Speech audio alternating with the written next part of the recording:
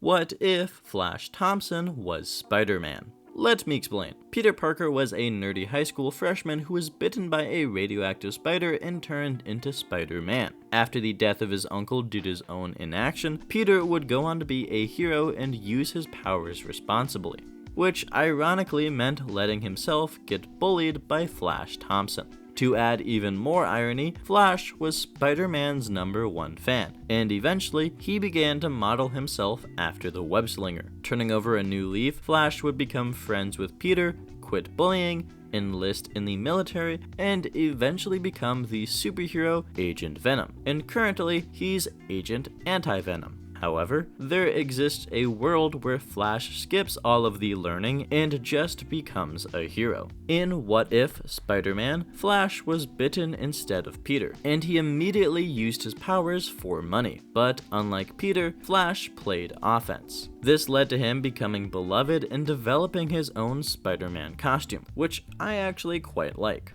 When leaving the wrestling arena, Spider-Man saw a thief leaving with stolen cash and stopped him. This heroic act set Flash on the path to becoming a full-blown superhero, and was beloved by many, except J. Jonah Jameson, who criticized Spider-Man for his hyperactive and extreme methods. This would all change though when Jonah's son died due to negligence from NASA. Meanwhile, Flash had dropped out of high school and began living in a trailer park, where Peter eventually found him. Finding Peter in his home with his costume sent Flash over the deep end, and as Peter tried to explain to Flash that he needed help as his aunt was dying, Flash screamed at him for invading his life and selling pictures that turned people against him. So, in a fit of rage, Flash punched Peter, killing him.